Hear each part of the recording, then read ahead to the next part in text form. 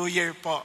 And alam nyo, tuwing bagong taon, marami tayong hinahangad na we are thinking na, wow, from now on, this would be a new life for me, di ba? Sisimula na ako ng bagong regiment ko sa aking pangangatawan, pati sa aking diet, lahat yan, iniisip natin. Di ba? Parang lalo-lalo pag January, yung gym na yan, talagang punong-puno yan. Ha? Hintayin mo pagdating ng Mars, museum na naman ulit yan. Di ba? Pagka sa pagkain, nako, ang bilis talaga maubos, mga salad, talagang yan ang inahangad ng marami, mga gulay, di ba? Pero pagdating na naman ng mga March at pagdating na naman ng mga ganung panahon, balik na ulit sa fried chicken at french fries. Now, bakit ko po sinabi yon? Kasi deep within our hearts or in the back of our mind, iniisip natin na mahaba pa naman ang panahon. Saka na. Now, let me just give you a question na sana isipin natin ng mabuti. Kung alam mo with certainty that this year, wag sana mangyari, would be your last year, ano ang babaguhin mo sa inyong mga plano at sa iyong buhay? Bakit mo yung katabi mo? Sabihin natin ngayon na itong taon na to ang iyong huling taon. Ano ang nais mong mangyari? Tanong nyo, parang ayaw nyo, nakakatakot kasi, no? Parang, paano kung mamaya na lang ang buhay? Wala naman ganon. Isang taon naman. Isa totoo lang. Yung mga tanong na yan ay napaka-importante kapag tayo po ay talagang gusto nating magkaroon ng isang masayang bagong taon. Para nang sa ganon, ang bawat oras at bawat pagkakataon ay hindi masayang. Kasi po, ito, bigla nyo maiisip kung sino po yung gugugulan nyo ng panahon.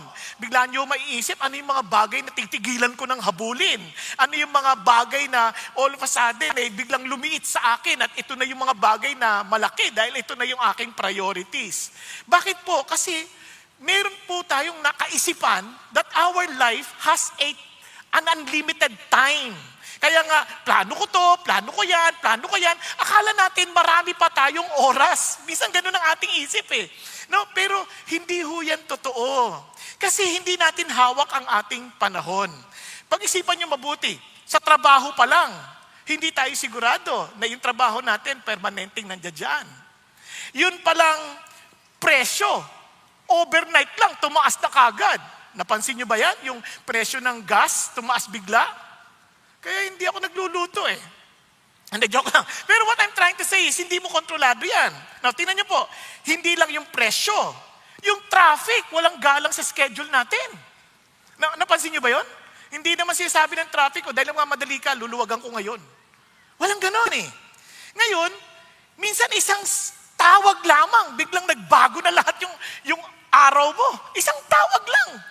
Kaya pero deep within our hearts, hindi natin masyadong naiisip yon kasi we always think, I still have time.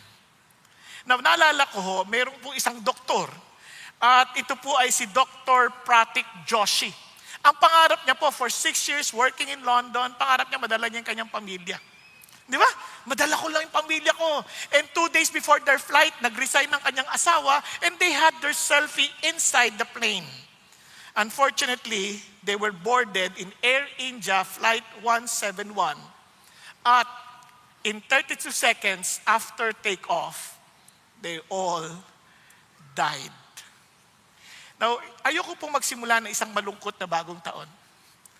I just want us somehow to be serious in considering that our time, as we add another year, we're also taking 1 year from our lifespan.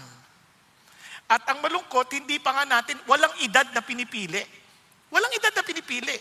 Minsan akala natin, matagal pa ako kasi 18 lang ako eh. Hindi totoo yun. Maraming namamatay. 17. Di ba? Hindi mo hawak yun eh. Yung iba, isipin na matagal pa ako kasi 50 pa lang ako eh. Hindi, maraming namamatay. 51, ganyan. Minsan nga, pagpatak ng 50, saka pa namatay. Yung ganon. So, pakisabi mo sa katabi mo, Huwag kang mahiya. Sabihin mo talaga para dumiin lang sa puso at isipan. Sa ganun, hindi naman tayo masyadong nagpapabaya sa oras. Sabihin mo, mamamatay ka din. Ganun lang. Hindi. Ay, sorry. Masakit ba? Masakit? Sorry. Kasi,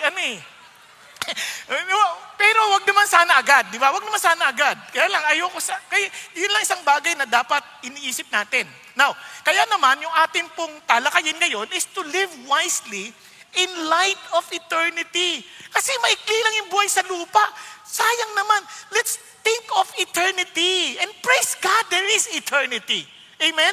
Kaya nga, yung Psalm 90 na binasa natin, somehow gave us a very good picture of what life really means. Pag-isipan nyo mabuti.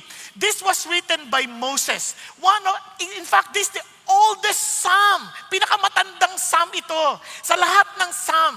Sinulat ito ni Moses at the latter years of his life. At kitang-kita niya, not out from theory, but from practical and what he witnessed. Kasi ang dami, buong generation na pinalaya niya mula sa Ehipsyo. Yung buong generation yun except for Joshua and Caleb. Patay yun. Kaya araw-araw na ginawa ng Diyos sa kanyang buhay, kita niya ang dami niyang nililibing, may namamatay araw-araw, at yung buong wilderness na yun, napuno yun ng maraming taong namatay. Kaya hindi ito isang bagay na parang teorya lamang. Kasi sa kanyang isip, alam ko to eh. Mabigat ito, hindi ito biro. Kasi sabi niya, I need to understand itong aking last part ng buhay ko. Yun din, pinagdaanan ko yan. And I need to live wisely in light of eternity. Pakisabi mo sa tabi mo, mabuhay ka ng matalino. Sa tingin ng kawalang hanggan. Kasi kung ito lang yung buhay natin, kawawa naman tayo. Kawawa talaga tayo. Kaya nga, salamat talaga sa Diyos, may eternity. Kahapon lang, tumitingin po ako ng mga larawan. Nakita ko po yung larawan ng kaibigan ko. Iba na ang kanyang asawa. Hindi dahil siya'y nangaliwa. Namatay kasi yung una eh. Yung nakasakita ko na naman panibagong kaibigan ko, picture. Iba na naman din yung asawa dahil namatay na rin yung una. Bigla akong napaisip. Tinignan ko ang aking asawa. Ay talaga naman, napaisip ako. Gusto kong tumandang kasama ka. Naintindihan niyo? Parang gusto niyong palitan din, ano? Loko kayo. Walang ganyan. Kaya nawakan ko sa parang hindi ko ma-imagine na may iba akong kayakap sa larawan. Ayos ba? Dadako, Hindi, sa totoo lang. Hindi ko talaga ma-imagine. And naiyak ko ako. Naiyak ko talaga. Sabi ko, Lord, maikli lang ang buhay. Natakot ako kasi baka ako ang palitan niya. Pag ako namatay una. Joke lang. Pero sa totoo lang, yun ang realidad ng buhay. So how are we to live wisely? Ito ho. Know who God is based on the Psalm. Know who God is. Know who we are. And pray for God's favor. Bakit po importante ito? Why do we need to know who God is? Kasi po, sabi nga ho ng isang manunulat, si R.C. Sproul, wala na rin siya.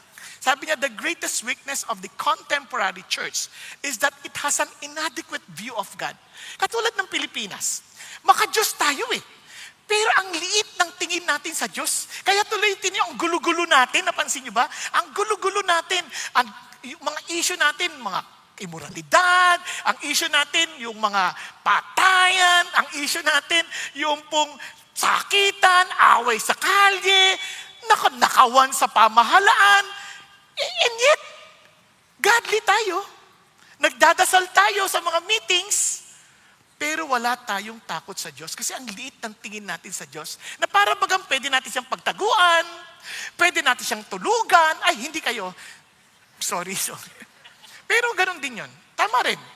Di ba, misa akala natin, liit ng Diyos sa para natin siyang paglaruan, lokohin, pagtakpa. Hindi, ganun ang liit ng tingin natin sa Diyos. Kaya ito si Moses, bago niya pag-usapan ang tungkol sa tao, pansinin niyo kanyang panahon, Lord, sabi niya, kayo ang naging muog namin sa buong henerasyon.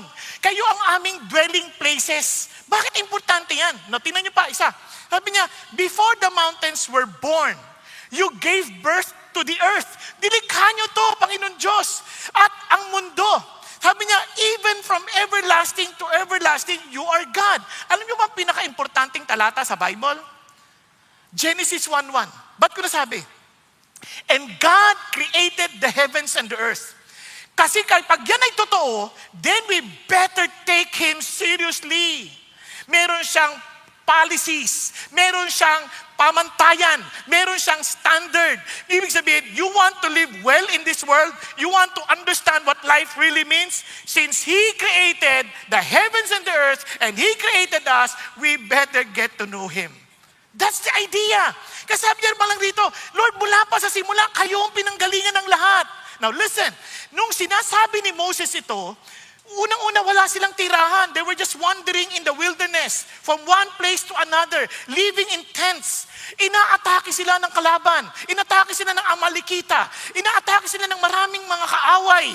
And yet, look at them. Sabi niya, Lord, you are our dwelling place. Kasi ang aming seguridad sa buhay, wala sa lugar. Kasi naintindihan natin yan, palipat-lipat tayo. Mga nagre-renta sa atin. Yearly na lang, lumilipat tayo. Diba, hindi madali yun? At yung mga nagre-renta sa atin, pag wala na rin pang bayad, lilipat na rin. Hindi alam ng may-ari kung saan ka napunta. Nandito siya sa CCF. Hindi naman. Diba, yung iba, nagtatrabaho sa malayo. Ibig sabihin, ang layo ng kalat pinagtatrabahuan. Yung iba naman, nagtatrabaho sa ibang bansa. Nagpo-provide sila faithfully for their family. Yes, meron silang tinitirahan. Pero wala silang tahanang masasabing, yes, mapanatag kami dahil alam namin this will be permanent. Di ba? Ganyan ang kanilang pakiramdam.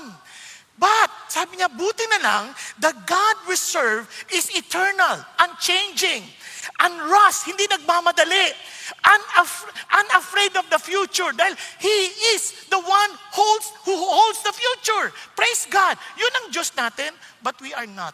Hindi tayo. Kaya nga, our deepest security is not a place. It is a person. Wala sa lugar. Hindi, pag dahil nakatira ako sa gantong kondo, safe na ako. Hindi totoo yan.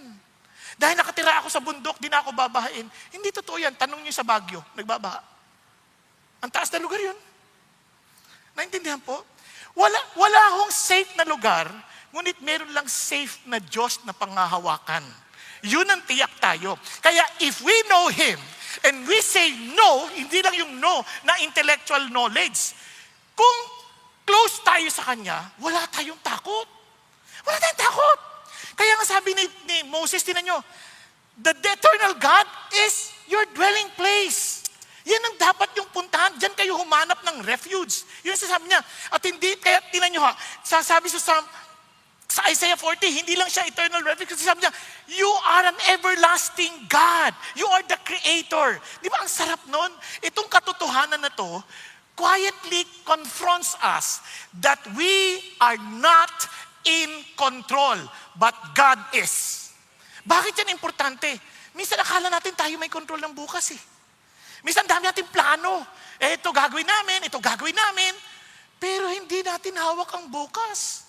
Minsan naisip natin, kaya ko to. Come on, wag ka na magkunwari. Be honest. Una-una, hindi nga natin makontrol ang ating appetite minsan eh. Di ba? Hindi nga natin makontrol minsan ang ating panonood ng oras eh. Minsan naubos oras natin sa Reels. Mayroon na nag-text, nagbabasa ka pa lang eh. Reels. Ay! Wala nang oras, gabi na pala. Yung pa lang, hindi na nakokontrol eh. Yung iba nga sa atin, hindi nakontrol eh. Nakatulog na eh. Diba? Pag-isipan niyo mabuti. So, buti na lang, we have a God who is in control. He does not change. His character does not change. His purpose does not change. He cannot change for the better. Why? Because He's perfect. No? Kaya mapapanghawakan natin siya. And why is that important? Because wisdom is not mastering life. Kaya ang daming mga encouragement. You want to have a better life, you attend this conference, you learn this. But hindi. It is not about mastering life. Wisdom is trusting the God who stands outside time. Amen? Hindi siya hawak ng panahon. Hindi siya nasosurprise sa mga nangyayari. Dahil siya ang nakakaalam ng nakaraan, kasalukuyan, at maging sa kinabukasan. Bakit?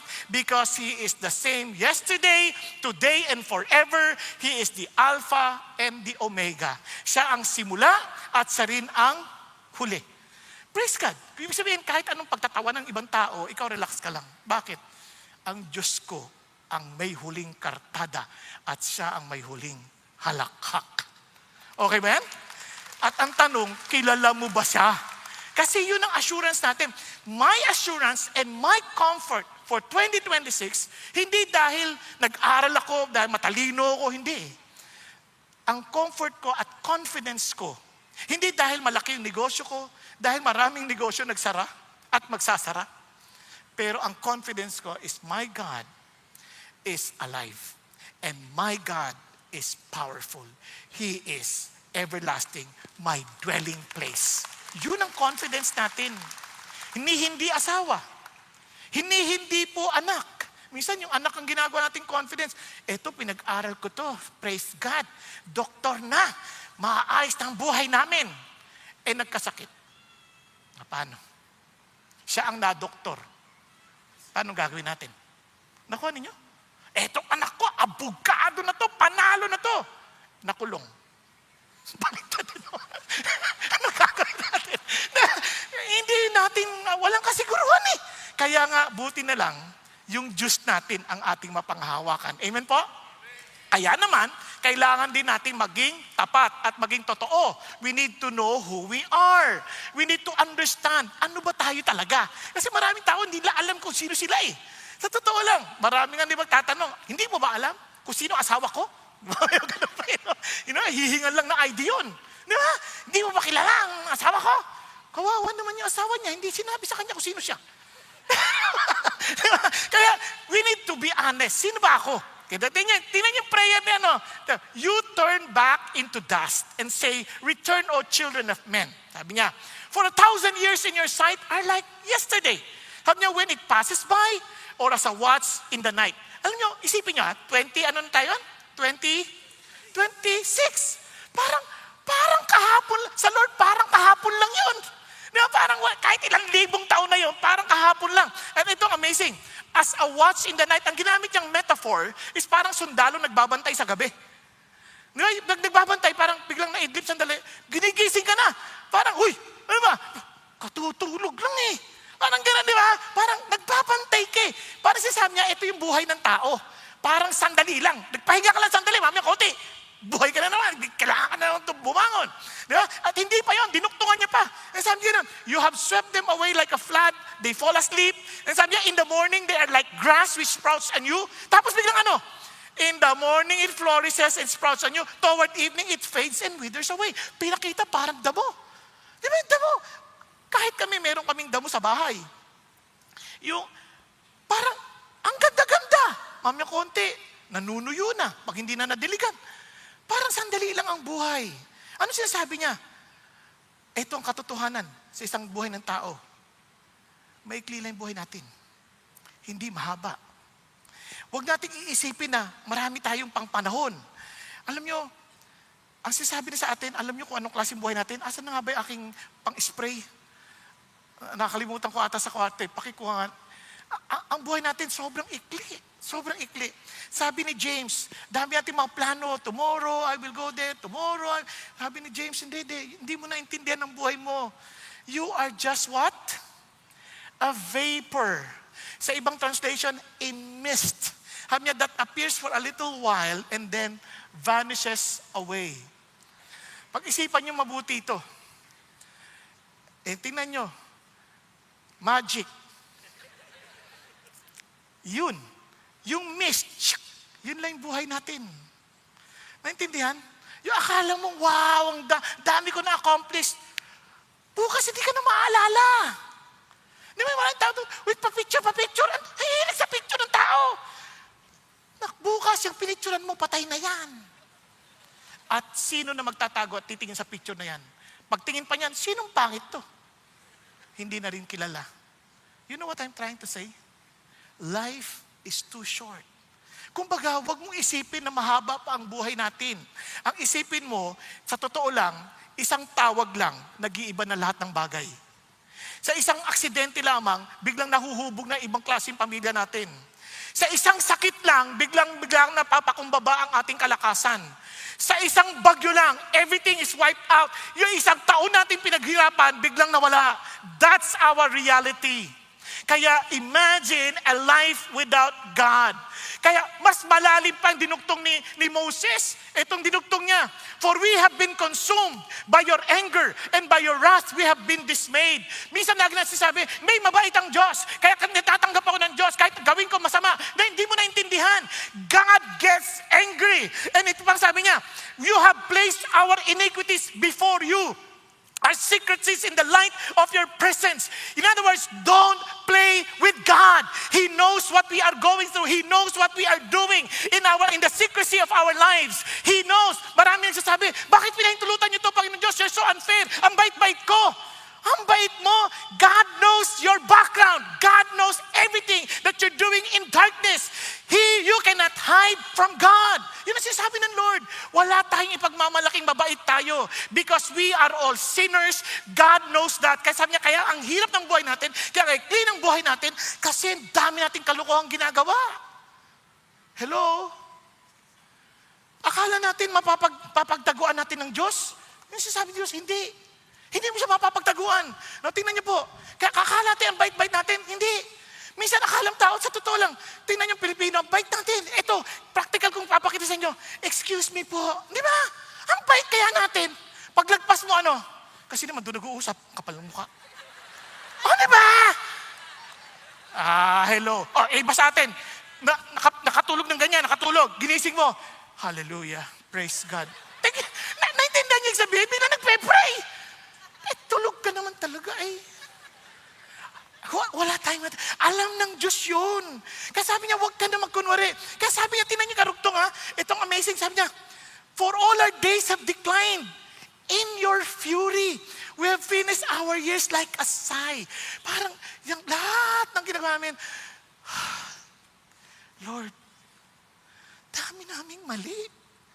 Alam niyo lahat ng pain natin sa buhay, pag-isipan niyo, balikan niyo lang sandali. Hindi tayo sumunod sa Diyos. Hindi natin inalam ano gusto ng Diyos. Kaya pagdating natin, ito lang ba buhay? Ganito lang ba talaga? Sa tanong ko yan noon Sabi ko, ba't mo ako nilikha? Para magdusa? Para maghirap? Ganito lang ba talaga buhay? Ano ba to? Kaya sabi nga ni Moses, tingnan nyo may reality ng judgment ang Diyos. Dito pa lang sa lupa, nararamdaman na natin. All the more, pagdating sa langit. Kasi it is appointed unto man to die once, after which judgment. Kaya wag natin biruin ang alatin. Pag namatay ka, buti sana kung patay ka lang. Ang isip ng tao, pag namatay ako, pahinga na. Di totoo yan. Kasi may paghuhusga. Maliban na lang, hindi ka nahusgahan, praise God. Kasi nalipat ka from judgment to life. Paano kung hindi? Yun ang malaking katanungan. Kaya naman, tingnan niyo ang sabi ng Lord. Kasi sabi niya, tingnan niyo naman buhay namin.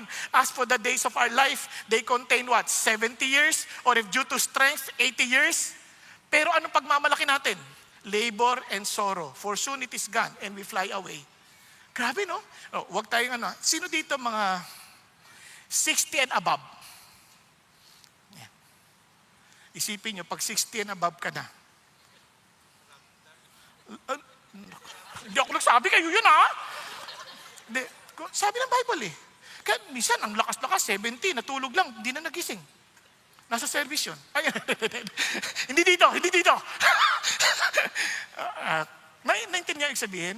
Kaya kung yung normal na pamumuhay pa lang ng tao, kasi wala naman sanang death kung may lang kasalanan But sabi ng Bible, if you eat this fruit, you shall surely die. And that's the truth. We shall surely die. We cannot avoid it. Kahit anong inom natin, kahit mag-stem cell pa tayo, mamamatay at mamamatay. Aabot ka marahil 101? Pero yun ang pinakamalungkot mong buhay. Bakit? Yung mabuhay ka ng 80 pataas? Bakit ko nasabi? Wala na mga friends mo. Mag-isipan niyo. Kahit bigyan ka pa ng 100,000 ng gobyerno dahil umabot ka 100, hindi mo ma-enjoy. Bakit? Ang nag-enjoy, mga apo mo. Sila ang naglalasingan dahil ikaw naman nakatingin ka ng ganyan. Anong meron? Ayun, kung makapagsalta ka pa. kung wala na talaga, sabi ng Ecclesiastes, hello, Meryl. Di ba ang lungkot? Yan ang katotohanan ng buhay. Kaya sabi niya, anong pagmamalaki natin? Di ba? Pride. Sabi niya, anong pride natin? Labor and sorrow. Tingnan nyo, makinig kayo sa mga kwento ng matatanda. Nung panahon namin, iha, ang hirap ng buhay namin. Walang internet. Ngayon, pagkandaan nyo naman, yun ang kikwento nyo, alam, hirap ng buhay namin. May internet, pero ang bagal. Laging buffering. Pagdating ng panahon, ano yung kikwento mo? May internet kami, ang daming trabaho. Walang katapusan.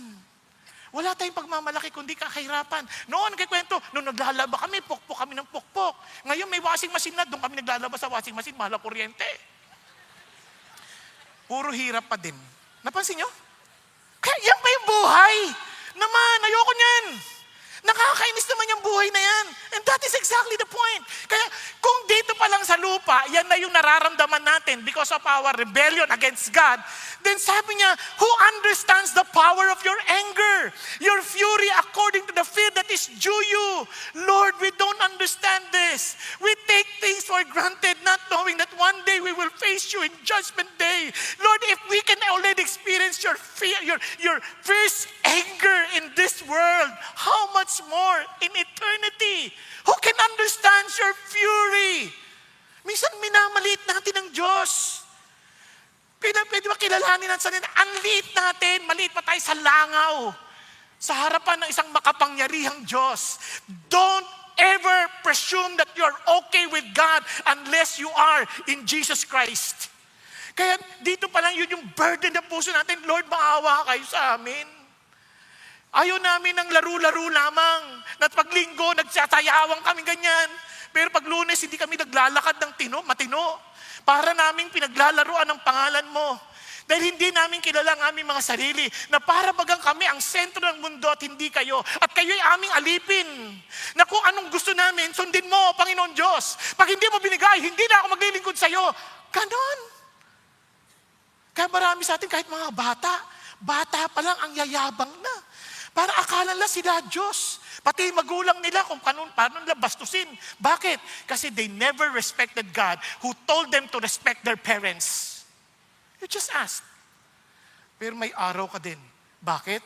Kasi sabi ng Lord, sino nakakaintindi? Kaya we better understand who we are. Kaya naman, kung naintindihan natin kung sino tayo, it is better for us to be in repentance because repentance is not weakness, it is wisdom. Every day of our lives, Lord, nalihis po ako. Pwede bang ibalik mo ako? Lord, pwede bang ilihit mo ako? Kaya nagpapasalamat ako sa Diyos kasi nakita ko yung kamay ng Diyos. Paano niya ako binabantayan? Kung madidipulis ka na, anak, kasi bakit? Kasi naintindihan, Lord, takot po ako sa'yo. Ayoko po magkamali sa'yo. Kaya Panginoon, para mong awa, wag mo akong hayaang madapa. Dahil takot ako. Buti na lang pangako ng Diyos, hindi kita hayaang madapa at masubsob dahil hawak kita. Kaya naman tinuruan tayo ng Diyos, remember? Lead us not into temptation but deliver us from evil. But are we doing that? Do we truly understand who we are? That we can honestly say, Lord, wag niyo akong hayaang matukso. Di ba? Nanonood ka pa lang ng TV. Lord, wag akong hayaang matukso. Lord, di ba? Naalala ko, nagte-therapy ako. Kasi pa nagte-therapy ako, kaya nag-exercise ako, nanonood ako ng TV.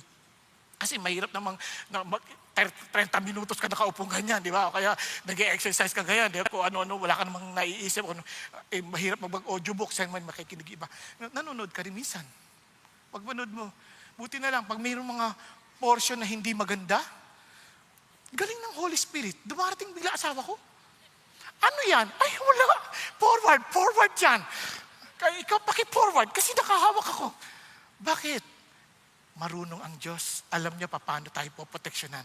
Kung ang puso natin laging, Lord, in repentance, because it's not weakness, it is wisdom. Hello? Pakisabi sa katabi mo, when was the last time you really repented to the Lord and say, God, I want to be serious with you? Pakitanong mo ng katabi mo, sige na. Hindi ka ba nahihiya na hindi mo siya kinakausap? Kausapin mo, magkapatid kayo, mag-anak. Sabihan mo, malay mo, bukas wala na yan, hindi mo alam. Nauwi na sa probinsya o kaya sa pinagtatrabahuhan niya. Babiyahin na, hindi mo alam eh. Di ba? Kaya buti kausapin mo na siya ngayon. Di ba? Kaya ano sabi ng Lord? Kaya tingnan nyo ano request ni Moses. Teach us to number our days that we may present a heart of wisdom. So, we need to ask God for favor. We need to pray to God's favor. Kasi nga, ano ibig sabihin ng favor? Lord, alam ko naman, kailangan ko kayo. Kasi yung favor, parang ano yan grace yan. Yung parang you don't deserve it, but God is very much willing to give it to you. So, hindi masamang lumapit tayo kay God. Lord, alam ko, I don't deserve this, but I'm asking you because I have no other hope but you. Naintindihan? Yung bang naintindihan mo deep within your heart. Dahil nakilala mo kung sino si God, nakilala mo kung sino yung sarili mo, Lord, alam ko, wala akong kakayanan. So please, I just trust you. I just believe in you. Kaya ano yung sinasabi na? Anong favor? Tingnan yung una, ni-request niya, para mabilis yung maintindihan. Pray for the favor of wisdom, pray for the favor of loving kindness, pray for the favor of joy, and pray for the favor of lasting legacy. Tingnan niyo po, wisdom for example. Sabi niya, so teach us to number our days. Anong request niya? That we may present to you a heart of wisdom. Sabi niya, Lord, maikli ng buhay namin. Pwede niyo bang habaan? Hindi ganun na kanya request. Lord, maikli ng buhay namin. Pwede niyo bang, pagpalain ko ng maraming pera? Dahil maikli ng buhay namin Hindi ganun na kanyang request. Ano request niya? Lord, bigyan mo ako ng wisdom. Bigyan niyo ako ng wisdom. Ano ba yung wisdom? Wisdom in Scripture is not intelligence. Hindi yan talino. Wisdom, it is living rightly in light of God's will. Lord, dahil alam ko, maikli lang ang buhay ko, pwede niyo pang turuan paano mabuhay ng tama ayon sa kalooban ninyo. Kasi kung kayo yung may likha, kayo yung hindi nagbabago, kayo yung maaasahan namin, din, mabuti nang sumunod kami sa kagustuhan ninyo. Tama ba? Tama? Gusto ko nang tiyakin na ikaw kakampi ko. Okay ba tayo dyan? Kaya Lord, turuan niyo po ako, bigyan niyo ako ng wisdom na mabuhay ako ayon sa iyong kalooban. Yun ang sinasabi ng Lord. Ayon sa kanyang kalooban. Now, tingnan niyo po paano natin sabi na it must be according to His will? Tingnan sabi ng Bible. Therefore, be careful how you walk. Not as unwise men, but as wise. Parang sinasabi dito, kung Tagalog yan, maging maingat ka sa iyong pamumuhay. Huwag kang maging, forgive me for the term, but it's better for us to be clear. Huwag kang, ang hirap pala sabihin, no? Huwag kang, ano? Ayun, yan. Kung pwede, huwag kang hindi nag-iisip. Ano yung hindi nag-iisip? Huwag kang lagi nakatunganga, pwede ba? Pwede na yan, mas malapit na yun, Pwede, sabi niya, huwag kang lagi nakatunganga, kundi maging matalino ka. Naunawaan? Maging matalino ka. Sabi niya, tiyakin mo yung panahon. Kasi, sabi niya, bakit? Make sure, make the most of your time. Bakit? The days are evil. Ano yung sabihin? The days are evil. Maraming mga pangyayari na hindi mabuti.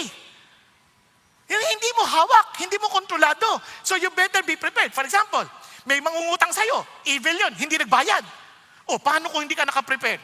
Wala kang perang naipon. Paano yan? Di lugi ka na naman. Nakuha niyo ba? Yan, isang klaseng evil lang. Paano kung bigla na namang hindi nagbayad?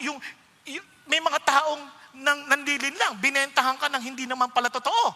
Paano kung hindi ka ready? You know what I'm trying to say? So in other words, God wants you to understand this. Kaya nga naganda yung kwento ni Pastor Peter kanina Sabi niya, mayroong isang mama na naging Christian, nung naging Christian siya, dati siyang kontraktor. Ginibap niya yung contract na yun kasi bagamat malaki ang kita, ginibap niya. And sabi niya, alam niyo Pastor, dahil sa ginibap ko, kung hindi, dali ako. Ako dapat yun nandoon. Pero niligtas ako ng Diyos. After several years, pinakita ng Diyos, panalo ka at the end. Bakit? Hindi ka ngayon nililitis. Diba? Kasi pag-isipan nyo, the days are evil. Parang, kasi ang isip ng iba, everyone is doing it. Walang masama dyan. Kaya in the mind of others, wala silang ginagawang kasalanan. Kasi kung ano man nakawin nila, binibigay naman na sa mahihirap Sabi nila. Nakuha ninyo? Pero hindi. Ninanakawan yung buong bayan ng Pilipinas. Kaya naman, yung kontraktor na kumuha, na halip siya, yun ang nakaharap ng matindi ng mga problema ngayon sa buhay. You know what I'm trying to say? Bakit? Kaya yun ang sabi Lord. So then, sabi niya, huwag kang magtunga-tunga nga dyan. Sabi niya, unawain mo, yung kalooban ng Diyos. Huwag kang magpa-pressure sa culture na everybody's doing it. Maraming ganyan, estudyante, ganun. Parang, better to cheat than to repeat. Ano ka ba? That's the culture. It's okay. Walang kasalanan dyan. In fact, yun ay love. Di ba? Sabi nga nung kaklase ko dati, nung nag-exam kami, uy, pakopya naman. Ano ka ba? Masama yan. Sabi niya, love one another. Love your neighbor as you love yourself. Okay ta. Ganon din ang Diablo. May temptation din. Nagagamit din ng scripture. Di ba? Ano sagot naman? Pare ko, yung asawa ko, labo. Ang daming babae dyan. Ano ka ba? Di ba? Yan ang naman sinasabi ng mundo. Eh, wala yan. Ang daming babae dyan. Oh, ganun din yung iba. Naalala ko, mayroon pang nagsasabing ganito. Nagka-problema sila mag-asawa. Doon siya sabi yan tungkol sa Diyos. Sabi ba naman, huwag niyo isasali ang Diyos dito, ha? Eh, tinawag mo pa siyang Diyos kung wala siyang pakialam sa buhay mo. O pag-isipan nyo, kung wala siyang pakialam doon sa sitwasyon, eh, ba't mo siya tinawag na Diyos? Hindi siya Diyos. Ikaw ang Diyos, inaalipin mo ang Diyos. Kasi kung siya ang Diyos, siya ang sentro, siya ang masusunod. Kaya kasali siya sa lahat ng affairs ng buhay natin. Kasi siya ay Diyos. Are you following? Kaya marami sa atin, sinasabi natin, God is our God. And yet, in reality, wala siyang pakialam sa buhay natin. Kaya sabi ng Lord, ay, hindi ka lumalakad sa kalooban niya. Ibig sabihin, hindi mo iniintindi. Yung sabi niya, kasi makasalanan yung asawa niya, sabi niya, kaya magpoprotesta ako kung yung kasalanan ko ay sa parusahan ng Diyos at siya hindi. Pinatawad siya ng Diyos. Alam mo, nabasa ko na yan sa Ezekiel.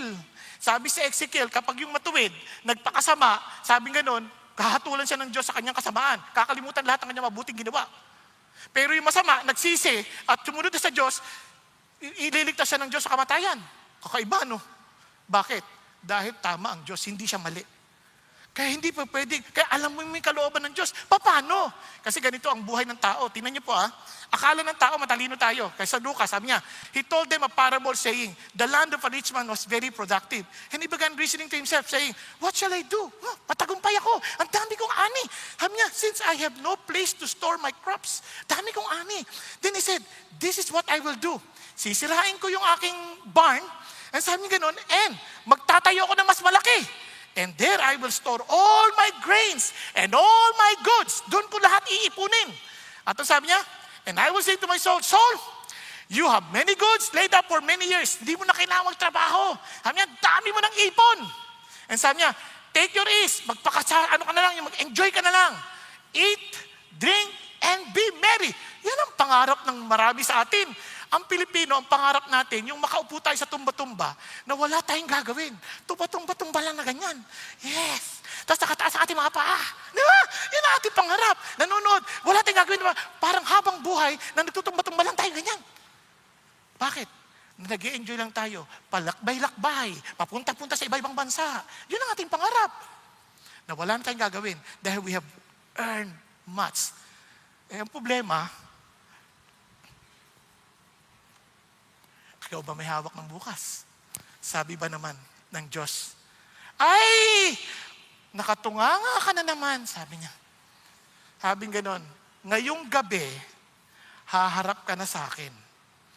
At sino ang mag-aari ng lahat ng iyong inihanda? So is the man who stores up treasure for himself at hindi mayaman sa Diyos. Pag-isipan niyo. After you have earned so much, mababalitaan mo, sabi ng doktor, nagpa-executive check-up ka para masigurado mong ma-enjoy mo lahat. Sabi ng doktor, may cancer ka. Sabi niya, oo. At ito pang masamang balita. Ano? Dapat 2 araw na lang ang buhay mo. Oo. At ito pang mas masamang balita. Kahapon ko dapat sinabi sa iyo yan.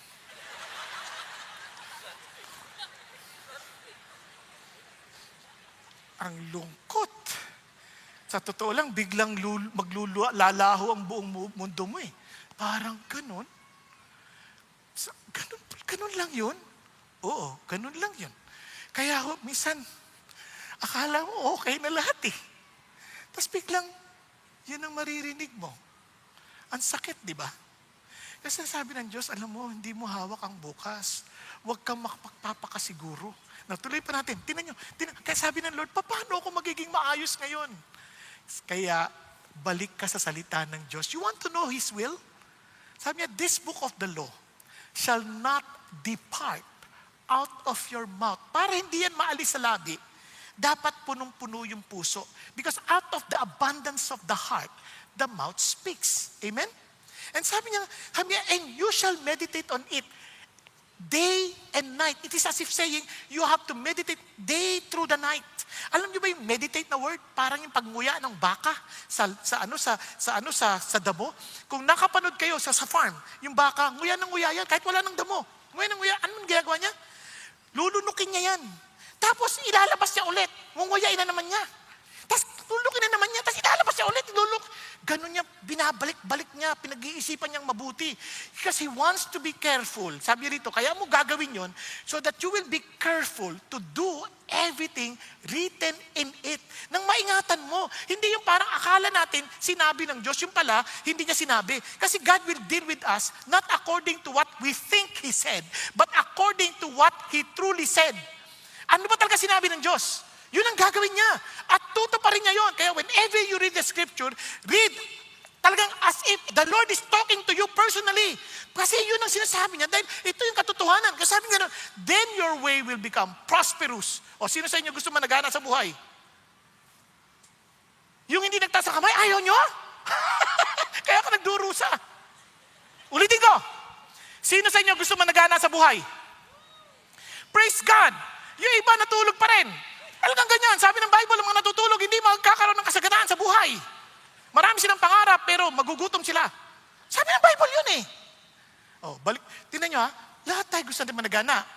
Ano pa sabi ng Lord? And you shall have success. Sino gusto magtagumpay? Yes, hallelujah. Everybody wants to be successful. Tanong, ilan sa inyo nagbabasa ng Bible?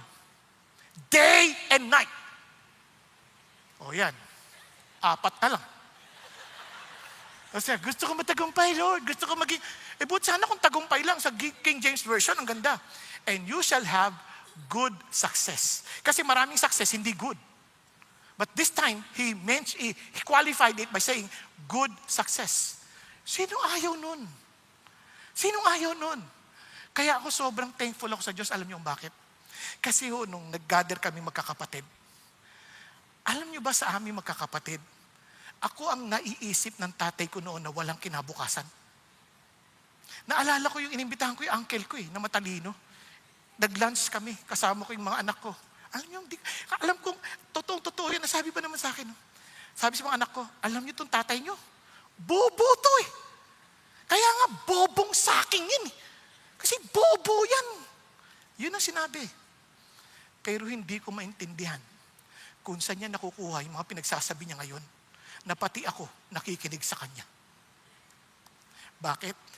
Sabi ng Bible, even my teachers listen to me because I meditate on your word.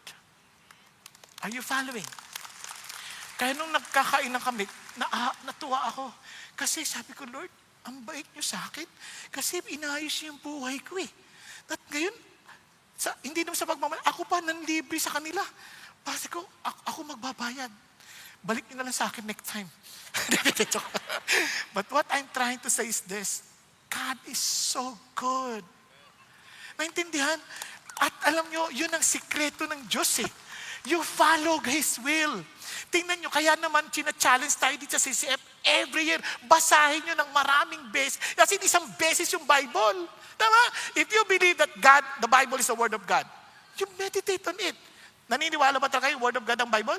Sino naniniwala? Pakitas ng kamay? Okay. O sino nakabasa ng Bible yung buo? Ilan lang din. Marami, iba sa inyo, bago pa lang. Pero doon sa mga matagal ng Christian, basahin natin. And I challenge you, kung bago kayong Christian at mabasa niyo yung buong Bible this 2026, punta lang kay Pastor Peter, bibigyan kayo ng Bible. Sabihin na sa kanya, nabasa ko po yung Bible. Dito to, sabi niya kanina umaga yun Kaya pinapasa ko lang sa inyo. Ako hindi ako nangangako. Okay lang din, sabihin niyo sa akin. Tatakbuhan ko kayo. Pero, hindi, bibigyan ko kayo ng Bible na bago. Nakuha? But I challenge you, do it. And you will never regret it because God is true to His words. You want the favor of God? You ask God, Lord, bigyan mo ako wisdom. God will give you wisdom. But you meditate on His word. Kaya yung Psalm 19, pag binasa nyo, it will give you light, it will give you direction, it will shape your wisdom. Hallelujah. Kaya nga, Lord, I'm not asking for a long life. Teach me how to live. Diba? Lord, I'm not asking you for business. Teach me how to do business according to your word. Yun ang tinuturo ng Diyos. Lord, ang sarap ata ng Panginoon. Napakabuti niya sa atin. Amen? Now, look at this. Kaya ngayon, we can also pray for what? Loving kindness. Tingnan nyo, sabi nga nun, do return, O Lord, how long will it be? And be sorry for your servant. Bakit kailangan to? Tingnan, sabi niya, satisfy us in the morning with your loving kindness that we may sing for joy and be glad in all our days. Now, simula lang tayo muna sa love. Sino mang may asawa dito? Asawa. Good. Ilan sa inyo, gusto nyo na-assure kayo na mahal kayo ng asawa nyo every morning? Every morning. Parang malungkot siya sa inyo. Pero hindi nangyayari. Diba? No, alam nyo, kahit ako, gusto kong na-assure akong mahal ako ng asawa ko. Bagamat alam kong mahal ako. Nakuha ninyo? Nakuha ninyo? Kasi minsan, dahil sa hindi ka mabuting tao, nagkakamali ka, minsan, hindi pagmamahal ang nararamdaman mo, kundi ines. Di ba? Ines. Ngayon, ganun din to. Pag sinabi mong loving kindness, itong salitang ito, hindi talaga ma-interpret ng diretso eh.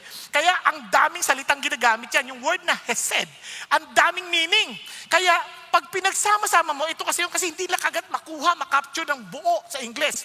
It's a covenant love. It is not based on feelings, it's a commitment. Pag sinabi niyang mahal kita, it's a commitment. Kahit anong mangyari, walang magbabago sa pagmamahal ko sa'yo. No matter what. Kaya naman, karugtong doon ng loyalty or faithfulness. Na hindi ako titingin sa wala akong ibang mamahalin kundi ikaw lamang. Ganun yung dating. And sabi niya, and mercy. Ano yung mercy? Bagamat kahit anong bagay na karapat dapat sa'yo, hindi ko ibibigay sa'yo. Kunyari, karapat dapat kitang sapukin, hindi ko gagawin. Dahil sa kalokohan mo, karapat dapat kang parusahan, hindi ko gagawin. That's mercy. At yung grace naman, dinugtong pa talaga. Yung hindi ka karapat dapat, kunyari, hindi ka naman karapat dapat bigyan ng regalo, bibigyan kita ng regalo. That's grace. Are you following? Nagawa niyo? Ganon kalawak yung ibig sabihin ng loving kindness. Kaya nga, kung babasahin yung Lamentation, yung word na hesed, pinagpapalit-palit yung salita. This I recall to mind, therefore I have hope. Sabi niya, the Lord's loving kindness indeed never cease. Hindi nagbabago yan. And sabi niya, His compassion, also referring to loving kindness, never fail. They are new every morning. Great is your faithfulness. Hesed pa din. Loving kindness pa rin. So, kung titingnan mo ng mabuti, wow, ang lupit nito. Yung loving kindness ng Diyos, it covers His loyalty, His faithfulness, His compassion. Bakit? Kasi mahihina tayong tao. Ang dali natin magkamali. Every day of our lives, nagkakamali tayo. Minsan magigising tayo, oh, Lord, galit ka ba sa akin? Di ba? Kaya you need to ask, Lord, I pray for your loving kindness to be new every morning. Kasi i-remind mo ko, kaya doon pa lang, ang sarap isipin pag gising mo, alam mo nang, He turns your morning into dancing. Di ba? Isipin nyo, di ba? Parang, Lord, i-remind mo ako. Kasi lahat tayo nagkukulang. And that is exactly what Moses experienced in the wilderness. Tingnan ninyo.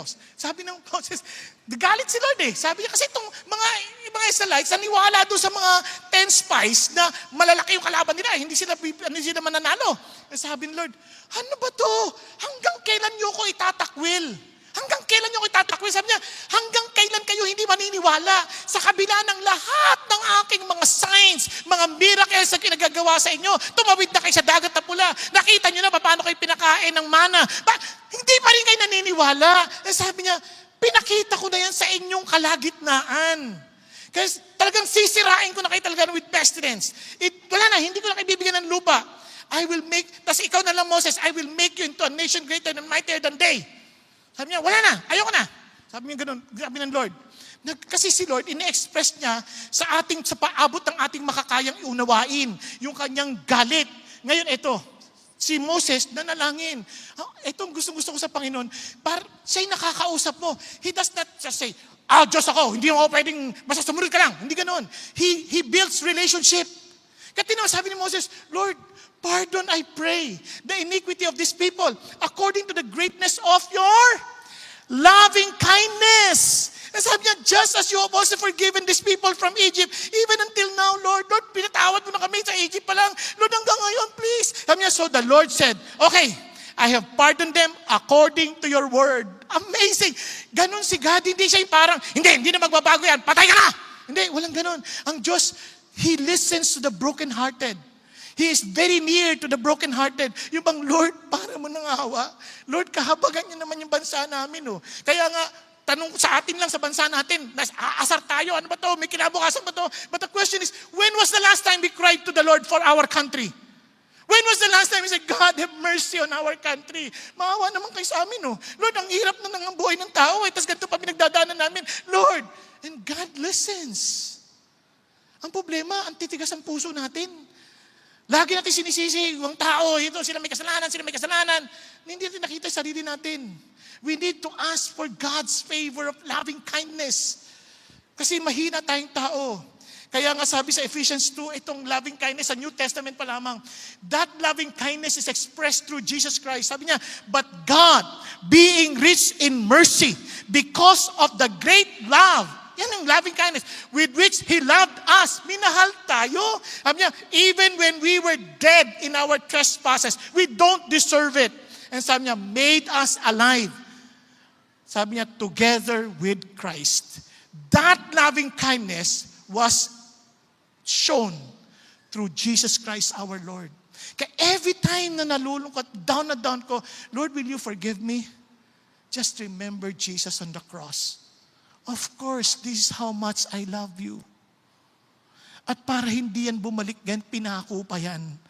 Dahil hindi magbabago ang pag-ibig ko sa'yo. Okay ba yan? Kasi sabihin mo sa katayo, hindi magbabago ang pag-ibig ng Diyos sa'yo. In fact, lagi kanyang inaantay.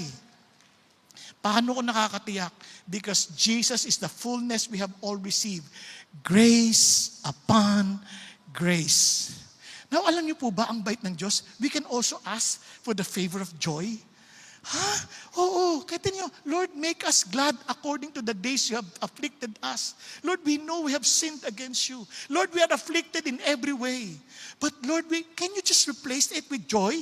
Kasi malungkot din kami. And the years we have seen evil, Lord, pwede niyo po bang palitan? Ano ba yung joy na yan? Yung joy na yan is rooted in God's covenant steadfast love. Joy that transcends difficult circumstances. Di ba kahit ano pang pagdaanan mo, meron kang kagalakan. Hindi ko sinasabi na yung joy ay tawa. Iba yung tawa, ha? Kasi iba, iniisip nila yung namatay yung tatay nila. Matay yung tatay ko. Nakakatuwa. Hindi ganun ang joy. Baliw yun. Naintindihan, yung joy, hindi necessarily tawa ng tawa. Meron siyang kapanatagan sa puso at meron siyang pag-asang nakikita. Kasi sa atin, we find our joy where? In relationships, in possession. Pag marami akong pera, ang saya-saya ko. I have a blessed new year. Bakit? Nakakuha kami ng kontrata. That's not necessarily true. Yes, mabuti yan, maganda yan. Paano ko yung kontrata na yan hindi mabuti? Di ba? Kaya minsan, position. Wow, na-promote ako. Di ba? Maraming ganyan eh. Nag-apply ng trabaho. Pag pray nyo, makapasok ako ha. Tapos tuwa, yes, answered prayer, nakapasok ako. Hintayin mo after 1 month. Babalik yan. Ayoko na, gusto ko na mag-resign. Akala ko ba, tuwa ka, binigyan ka ng Diyos ng trabaho. Akala niya, yung trabaho, sweldo lang. Walang gagawin. Hindi ganun ang buhay. Kaya ito yung joy na to, may ginagawa ka at wala, alam mo. It's not in popularity, not in work, but in the presence of our God. Ang pag-isipan niyo to. Kaya sabi niya, Lord, satisfy mo kami ha. Tingnan niyo, that we may sing for joy. With what? With the steadfast love of God, that we may be glad all our days. Make us glad. Hindi masamang humingi ng joy sa Diyos. Kasi that's the heart of God. Like ko naririnig dito sa maraming preacher, God is not concerned about your happiness. He's concerned about your holiness. That's not true. He's concerned about your happiness. Kaya siya concerned about our holiness because we can never be happy without holiness. Hello? Naintindihan niyo po? Walang totoong happiness nang walang holiness. Kaya hindi mo pwede pag-awayin yung dalawa. Kaya nga tinan nyo, anong preaching ni Jesus na una? Blessed are the poor in spirit, for theirs is the kingdom of heaven. Blessed are the meek, for they shall inherit the earth. Blessed are those who mourn, for they shall be comforted. Yung word na blessed, oh how happy is the man. Yan ang gusto ng Diyos. He wants us to be happy, pero sa tamang paraan. Nakuha po? Sa tamang paraan. Ang saya na sa Panginoon Diyos. Kaya noon nakala ko, pag Christian ka na, dapat lulungkot ka. Nalala ko yun, saya ko, shout for joy. Tapos mami sabi nung pastor, do not conform into the standard of this world, but be transformed with the renewing of your... Anong ibig sabihin? Ganito, yung parang, ba't di ka na matawa? Christian na ako. Nagbabagong buhay na ako. Di tulad yung mga makasalanan. Wala kayong mga kwenta, hindi kayo nakikinig sa Diyos. Kayo mga impyerno. Anong klaseng buhay yan? Ang Christian, ang saya ata. Di ba? Yung boss mo utos ng utos, ikaw kanta ng kanta, in Him we live and move. Na, parang enjoy na enjoy ka sa ginagawa mo. Kasi alam mo, you're doing it to the Lord, not to anybody. Yung asawa mo, napaka-unreasonable. Ano, gawin mo to. Yes, sir, by the grace of God. No? Naglulutok, sayang pa. Di ba? Bakit? This is the day. Magtatakay asawa. Bakit ang saya mo? Kasi malungkot ka. Hindi, dahil si Jesus ang nagpapasaya sa buhay ko. Nakuha ninyo? Naalala ko sabi ng asawa bakit ka nakikinig dyan? Yung asawa mo napaka-unreasonable. Naku, hindi mo naintindihan, Christian ako. Yung asawa ko hindi Christian. Pag namatay yan, maimpyerno, kaya pinasasaya ko ng buhay niya ngayon. Nakuha ninyo? Doon, iba Kaya, hindi masaya mang humingi sa Panginoon Diyos kasi buhay na to, ang dami ting kapighatian ha. So Moses, when he was asking this prayer, hindi siya naive na parang wala siyang nararamdamang kahirapan sa buhay. Of course, we do experience some form of challenges. Of course, ganun din si Moses. Tingnan si Moses. Sabi kay mo, Lord, bakit yung pa napakahirap? Bakit ang hirap-hirap niyo para sa akin? Ba't niyo ako pinahirapan? Hindi ba kayo natutuwa sa akin? So sabi niya, nabinigyan niyo ako ng ganitong karaming pasanin sa mga taong ito. Di ba nakakainis mo talaga yung minsan mga tao, no? Lord, ba't mo ako binigyan ng mga ganitong anak? Mga ganun Ba't mo ako binigyan ng ganitong asawa? Kunwari ka pa ikaw nang ligaw dyan. Di ba? Lord, bakit mo binigyan ng ganitong mga tao? Minsan nakakasakit ang ulo. Bakit? Normal yan, nangyayari yan. Ito pa sabi niya, bakit? Ipinanganak ko ba itong mga tao na to? Di ba? Ako ba nagdala sa kanila rito? Sabi mo, kailangan ko ba silang kandungin? Parang aalagaan ko sila na parang mga bata. Sabi niya, Lord, kakainis na Sabi niya, ako lang mag-isa dito, hindi ko to kaya. Tingnan niyo, saan siya nagsasabi? Kay Lord. After niyang sabihin, ano sabi ng Lord? Kasi kumuha ka ng ibang kasama mo. Tapos, papakainin ko yung mga yan. Kasi naghihingi sila ng mana. Bukas, at saka ng meat. Sabi niya, bukas, abangan mo. Magpupunta dyan ng, papakainin ko sila lahat ng meat. Ano siya sabi ng Diyos? Hindi mo sama magsabi. Nga pa nasasaktan ka, Lord, nasasaktan po talaga ako Panginoon, nakikita ko lang itong mukha na ito, nagigit-git na ako Tulungan mo naman ako. Na makita ko siyang anghel, hindi ko siya makita ng demonyo, pwede? And God listens. Why? Kasi siya sumasagot sa panalangin. It's okay to ask God for joy. Kasi, ang gagawin ng Diyos, hindi niya babaguhin yung circumstansya. Papakita niya sa atin yung source. Katinan yung prayer niya, restore to me the joy of your salvation. Bakit? Si David, nagkasala Nagkasala kaya nawalan yung joy.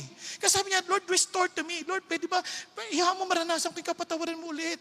At mabalik yan. Tapos sabi niya, and let me be in your presence. In your presence is fullness of joy. Kaya ang gulo ng buhay mo, ang layo mo sa Lord Sabi niya, you have put gladness in my heart. Si Lord nagbibigay nun. Sabi ng Lord, that my joy may be in you. The joy ni Jesus ibibigay sa atin. And may the God of hope fill you with all joy. Yun ang hangad. Bakit? Only God can fill us with joy. Kaya nga, yan ay prutas ng Espiritu Santo. The fruit of the Spirit is love, joy. Kaya, pag hindi ka masaya, may problema ka. Ang tanong dito, tingnan nyo, hindi ko sinasabing hindi ka malulungkot. Hindi ko sinasabing minsan hindi ka makaka-entertain na magpakamatay ka na. Mararanasan mo yan. Even Moses asked that, Lord, patay mo na lang ako. Hindi siya magpapakamatay. Si Lord ang sinasabi, patay mo na lang ako. But alam nyo bang even si Jesus Christ was tempted like that? Kung talagang Diyos ka, tumalong ka. Aalagaan ka naman ni Lord Minsan tukso sa atin yan. Kaya kwento ni Pastor Peter kanina, may bata, ganun din. Sabi niya, tutal, Christian na ako, sa langit na ako. Kung talagang Christian ka at sa langit ka, hindi mo sasadyaing magpakamatay. Kasi sabi ng Bible, imposibleng maging konektado yan dahil ang Holy Spirit will not tell you to kill yourself. Bakit ko nalaman? Because no murderer has eternal life. Sabi ng 1 John. Kaya, sabi, may sakit eh. Iba yung may sakit. Huwag natin pag-usapan yan. Pero ang punto ko, if you think that you will go to heaven, na magpapakamatay ka dahil ligtas ka na, pinatawad ka na ng Lord, hindi mo naintindihan ang kapatawaran ni Jesus.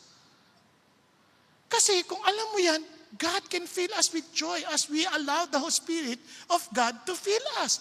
Kaya ang depression sa recent study is not based on chemical imbalance. It may be true, but ang pinaka-major reason, wrong thinking.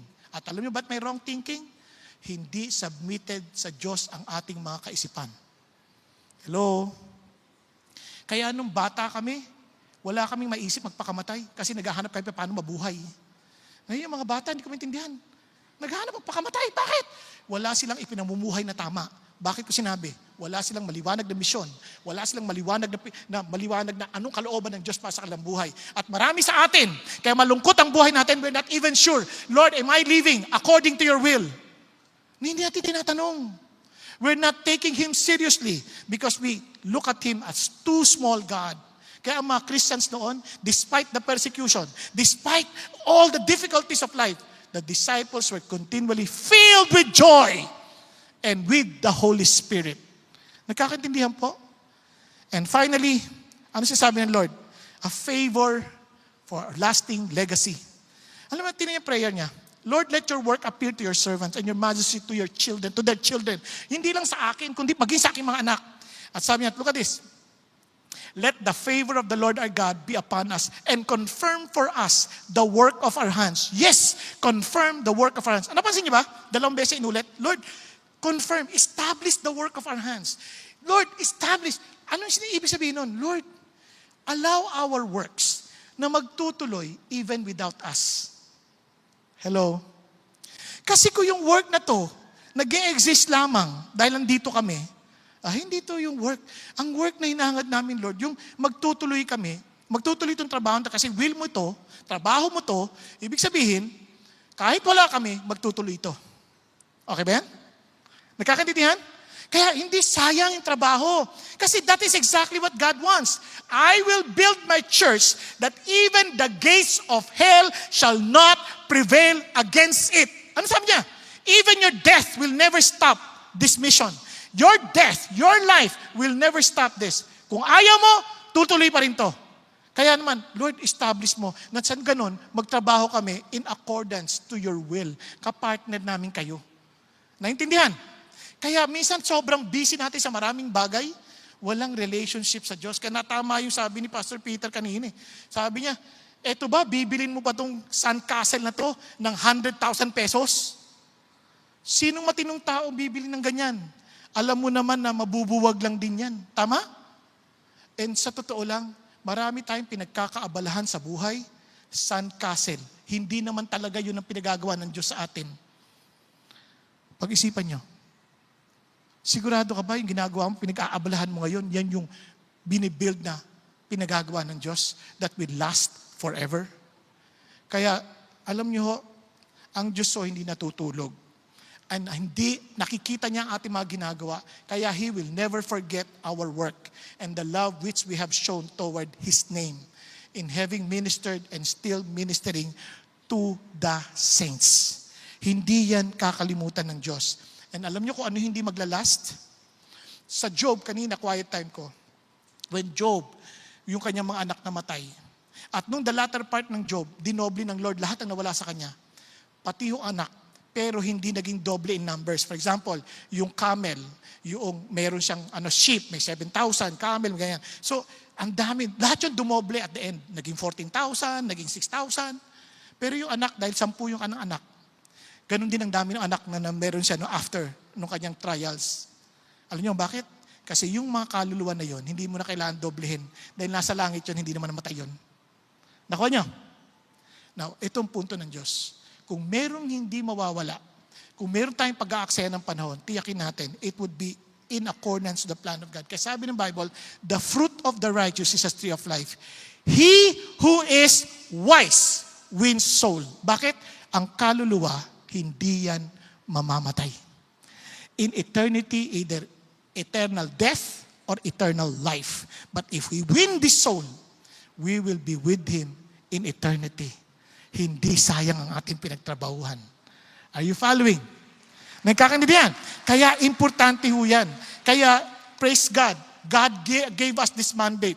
Sabi ng Panginoon Diyos, go therefore, make disciples of all nations. So ngayon pa lang pray natin, Lord, give me someone to disciple. Someone whom I can share your gospel with. Someone whom I will see. He will commit himself to you and be willing to be identified with you through baptism. Lord, that I may teach him to observe everything that I have commanded you. And thank you, Lord, you will be with me. Yan ang promise ng Diyos. Because this is a team effort with Jesus. And tayo with Him.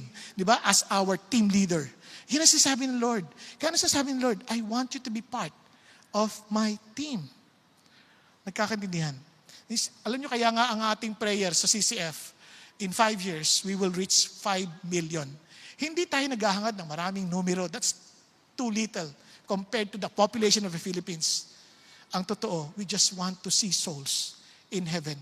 Ang pangarap ko, one day, pagdating sa langit, multitudes are coming to the Lord, praying and worshiping Him in their own language. And I would be hearing people, Filipinos, saying, dakila ka, O Diyos, tapat kang ang tunay. Uy, Tagalog yun ha. Saan ang galing yun? Tapos lalapit sa'yo, Pastor, nakakilala ko sa Panginoon dahil sa'yo. O kaya, pare, dahil sa'yo, ka-office mate mo ko. Oo nga! Christian na ako, hindi mo sabihin, ay, ba't nandito ka? Wala ganun. Ang saya-saya mo, uy, oo nga, praise God! Di ba, ang sarap nun. Ang sarap nun na parang, wow! Sir, isadyante niyo ako. Naging Christian ako dahil sa'yo. Sir, businessman ako. Dahil sa'yo, naging Christian ako. Na hindi mo na naalala. Why? Because you're just faithfully doing what God wants you to do. Amen? Kaya, so let me just end. Yung mayroon po isang lalaki that he worked hard all his life. He provided well, was respected, talagang sobrang sipag, dami niyang ginagawa. He planned to get serious with God later. Whenever his wife would invite him, sweetheart, attend tayo ng service. Sasabihin niya, next year, pag hindi na masyadong busy. Sabi mga anak niya, Pa, ano ba tungkol dito sa faith? Huwag mo na ngayon. Pag mas may oras na ako, explain ko sa'yo. Naniniwala din naman siya sa Diyos eh. Kaya lang, hindi siya surrendered sa Diyos. Kaya he kept on postponing his surrender. Isang gabi, habang nagtatrabaho siya, napakarami ang trabaho, umuwi siya, nagdadrive siya, pagod na pagod, at nakatulog sa Monibela. At sa kinamadaling araw, nakatanggap ang pamilya niya ng tawag. At doon, nasa ospital na siya, at silang lahat ay nakapaligid sa kanya. Tahimik, humihinga siya dahil sa makina. At nakita ang kanyang wallet at ang kanyang planner nakalagay, this year, I will focus on God. But sad to say, there was no more this year. Friends, our years come to an end like a sigh. Parang ganun lang. It's the end. Hindi ito para takutin tayo. Ito'y para gisingin tayo. Life is too short to miss the real thing. Tayo pong lahat ay yumuko at pumikit sandali. Mas alam mo ang totoo mong kalalagayan. Alam nyo, hindi tayo lumalapit sa Diyos pagkabagong taon, umaasang, pagpapalain tayo ng Diyos. Ang pagpapalay, wala roon. Ang pagpapalay, yung makasama mo si God ng buong taon. Because He Himself is the blessing. Yun ang ating kailangan. Kaya ang tanong, kasama mo ba talaga si God? Kaya umaasa ko na hindi tayo narito dahil lang sa bagong taon. Narito tayo dahil, Lord, I want to really be surrendered to you. And to really live wisely in the light of eternity. Lord, nais ko po na tunay, Panginoong, maunawaan at makilala kayo ng totoo with intimacy. At maintindihan ko at lagi ko maalalang ang kaiklian ng buhay ko. Na minsan ang dami kong kinakaabalahang bagay na hindi naman mahalaga. Kaya't Panginoon, humihingi ako sa inyo ng iyong biyaya. Biyaya ng katalinuhan. Turuan mo ko at paano mabuhay. Biyaya ng inyong katapatang pagmamahal. Na tuwing umaga alam ko na yung pag-ibig mo hindi nagbabago at laging sariwa. Panginoon, biyaya ng kagalakan na sa gitna ng mga pagsubok ng buhay, nag-uumapaw ang aking galak dahil ang banal mong spirito ay nasa akin. At ang biyaya ng isang lasting legacy na kahit patay na ako, magtutuloy ang gawain ninyo, magtutuloy ang pinagawa ninyo sa akin at pinasimulan nyo sa akin dahil kalooban ninyo ang isinagawa ko. At ito ay aking ambag lamang habang ako'y nabubuhay sa lupa. Kapatid, alam mo kung anong totoo mong kalalagayan. Kung hindi ka patiyak na kaisa ka ni God, ang una mong kailangan gawin is to be reconciled with God today. Don't wait for tomorrow might be too late. Today, be reconciled with Jesus. Kaya naman, kung hindi ka pa reconciled with Jesus, I'm giving you this opportunity. Be humble before the Lord. Tulad ng ginawa ho ni Claire, nung hinamon siyang isuko niya yung buhay niya kay Jesus, ginawa niya yon. And if the Lord is speaking to your heart right now, itaas mo yung kamay sa Panginoon Diyos. Lord, I want to be reconciled with you. Yes, yes. Huwag kang mahiya. Yes. It's between you and the Lord. Kahit yung nasa balcony, nandun sa upper balcony, maging sa mga nasa overflow rooms, mga nanonood online, I challenge you. Don't wait for tomorrow. Be reconciled today. Because you can be reconciled dahil lang si Jesus ay namatay at nabuhay magmuli para tayo mapatawad at mabigyan ng bagong buhay. And for those who raised their hands, sabi mo, Lord Jesus, thank you for dying on the cross for me. Thank you that you rose again from the dead. And because of you, thank you that I am reconciled with the Father. Kaya naman, Panginoon, I'm accepting your invitation to come to you and to experience peace with you. At salamat, Panginoon Diyos, for the forgiveness of my sin. Thank you for the new beginning. And for the rest of the congregation, if God is speaking to you, and somehow you know Jesus, but God wants you to surrender to Him. He wants you to live for Him. He wants you to live a life with lasting legacy, a life according to His will. And you commit to study His Word, you commit to follow Him, you commit to pray, and to really get serious with Him. If God's speaking to you, and you want prayers, in order for you to accomplish it, will you please also raise your hand to the Lord? Yes, hallelujah. Thank you, Jesus. Thank you, Lord. Hallelujah. Yes. And for those who raised their hands, will you please rise up from where you are and I'll pray for you. Thank you, Jesus. Kahit nasa overflow room, kahit nasa bahay kayo, kahit nasaan man kayo, be humble before God. Admit who you are and acknowledge who God is. And ask for His favor right now. Panginoon Diyos, I thank you that you know all these people standing up. Lord, with one heart, we pray for your favor. We pray for the favor of wisdom. Lord, grant us wisdom to know and understand your word and apply them in our lives. Give us, Father God, the discipline, Father God, to really get serious in knowing you.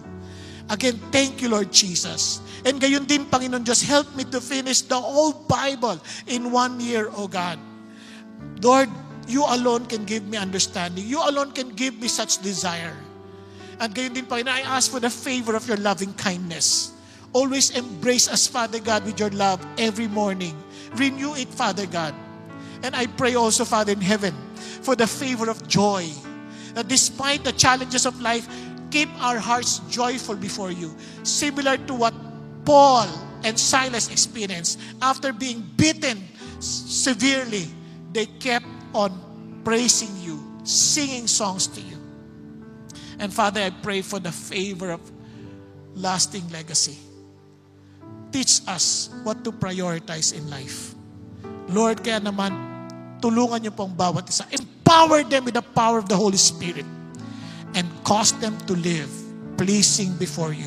And thank you, God, for the assurance that if you are with us, who can be against us? And indeed, oh God, we are certain that we have a blessed 2026. Hallelujah. We love you, Jesus, because you first love us.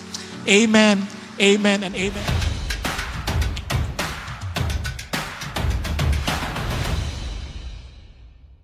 Magandang araw, CCF family. Welcome to Sunday Fast Track, where you ask real-life questions and we give you biblical truths. Ako po si Jimmy Oplada from Next Gen Kids Ministry at kasama po natin si Pastor Bong Saking upang sagutin ang inyong mga katanungan. Happy New Year, Pastor Bong. Happy New Year din sa'yo, Jimmy. Maraming salamat po sa inyong mensahe patungkol sa pamumuhay na wais. Handa na po ba kayo para sagutin ang ating mga katanungan? Sa biyaya ng Panginoon Diyos. For our first question po, para sa mga nagsuko ng kanilang buhay sa Diyos noong nakaraang taon at nakararanas ng mga paghihina ng loob, maraming katanungan at pag-aalinlangan, paano sila makakaasa na tama ang kanilang naging desisyon? Alam mo, ang pagdesisyon mong sumunod kay Jesus Christ ay sigurado tama na yon. Ngayon ang tanong, hindi yun nagbigay ng kasiguruhan na magiging maganda yung buhay natin dito sa lupa. Kasi ang hangad ng Diyos ay hindi lamang yung ating pansamantalang pagpapala, kundi yung pagpapalang makakasama natin siya sa kawalang hanggan. Kaya yun lang makilala mo si Jesus, yun na yung pinakababuti at pinakamagandang desisyon na nagawa mo. Kasi sabi ng Bible, and this is eternal life, that they may know you and the one whom you have sent. So crucial na kagad yun. So isipin mo, hindi lang itong pansamantalang ito, kundi yung pagsunod, yung kasama mo siya for eternity. Kaya ngayon, nanghihina na yung loob mo. That's very true kasi Satan will do everything to discourage us. Kaya nga, hindi lang na-challenge yung comfort natin, kundi ang na-challenge yung ating allegiance kay Jesus. Kaya basahin mo ang Bible. Doon sa Hebrews 11, tingnan mo yung mga hall of faith doon. Amazing. Yung iba, they experience great blessings and victories, but yung iba naman, great persecution. Pero, they just kept faithful to the Lord. For our second question po, bilang mga tagasunod ni Kristo, umaasa tayo sa payo ng salita ng Diyos at sa mga otoridad na Kanyang inilagay sa ating buhay. Ngunit paano kung ang pinaniniwalaan nating tamang payo o inakalang tamang interpretasyon ay mali pala? At ang naging bunga nito ay desisyong hindi na mababawi.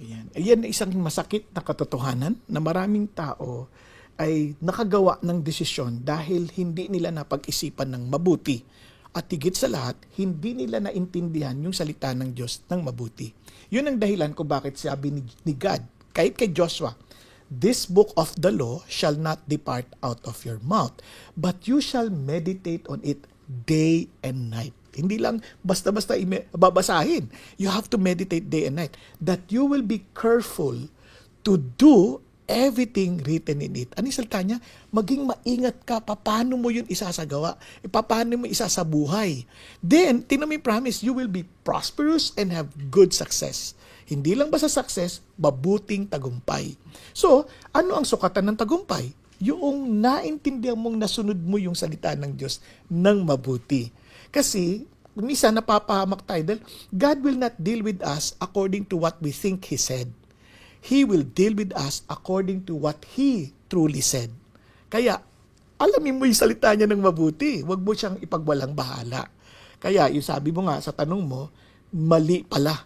Yun, kawawa ka naman. Bakit mo hindi inintindi ng mabuting salita ng Diyos? Pero ito ang maganda.